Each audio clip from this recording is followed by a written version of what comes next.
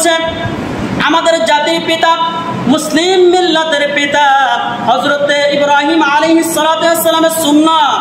আমাদের জাতির পিতার নাম কি বলুন তো?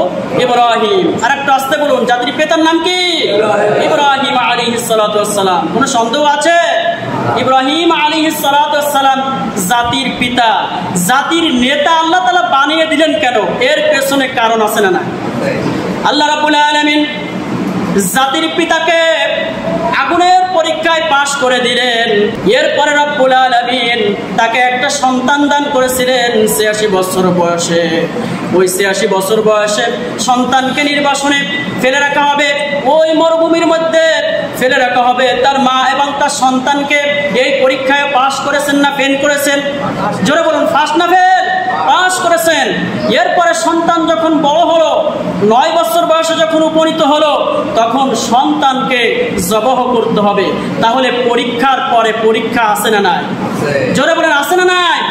পরীক্ষা যিনি নিচ্ছেন তিনি কে? আল্লাহ তাআলা। পরীক্ষার পরে পরীক্ষা। জাতির পিতা তো এমনি এমনি হওয়া যায় না, জাতির নেতা তো এমনি এমনি হওয়া যায় না। এজন্য রব্বুল আলামিন জাতির পিতাকে এত সম্মান দান করলেন, এত ভালোবাসলেন। রব্বুল আলামিন জাতির পিতাকে তিনি গোটা জাতির নেতা বানিয়ে দিলেন।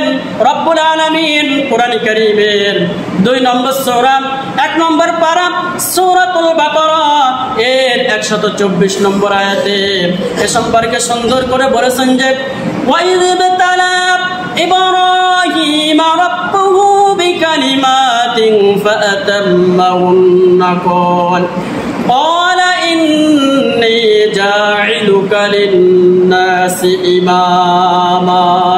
জোরে বলুন আল্লাহু আকবার। আল্লাহ রাব্বুল আলামিন বলেন, আমি ইব্রাহিমকে ধাপে ধাপে পর্যায়ক্রমে যে পরীক্ষাগুলো নিয়েছি, প্রত্যেক পরীক্ষায় আমার ইব্রাহিম কৃতিত্বের সাথে উত্তীর্ণ করেছেন। জোরে বলি সুবহানাল্লাহ। এজন্য আল্লাহ রাব্বুল আলামিন বললেন, হে আমার খলিল, হে আমার দোস্ত, ইন্নী জাইলুকা লিন্নাসি ইমামা, আমি তোমাকে গোটা পৃথিবীর সমস্ত মানুষের জন্য ইমাম বানিয়ে দিলাম, নেতা বানিয়ে দিলাম। জোরে বলি আল্লাহু আকবার। নেতা এমনি এমনি হওয়া যায় না। আমাদের সমাজে নেতার তো অভাব নেই। নেতার কি অভাব আছে? পাতি নেতা, সাথী নেতা, এ নেতা, সে নেতা, মানে পাই নেতা বাদে এরকম নেতা আছে না আমাদের সমাজ? তো এই নেতা আর যিনি বিশ্বের মধ্যে ১ নম্বর নেতা, সকল মুসলিম মিল্লাতের নেতা, কিন্তু আল্লাহ রাব্বুল আলামিন জাতির নেতা বানিয়ে দিলেন হযরত ইব্রাহিম আলাইহিস সালাতু ওয়াস সালাম। যেহেতু তিনি আমাদের নাম রেখেছেন মিল্লাত আবিকুম ইব্রাহিম, তিনি হচ্ছেন ইব্রাহিমের মিল্লাতের উপরে প্রতিষ্ঠিত। ওয়া সাম্মাকুমুল মুসলিমিন, তিনি আমাদের নাম রেখেছেন মুসলমান।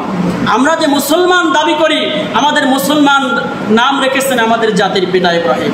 আমাদের মুসলমান নাম রেখেছেন কে? জাতির পিতা ইব্রাহিম। এই জাতির পিতা ইব্রাহিম আলাইহিস সালামের জীবনে এভাবে বহু পরীক্ষা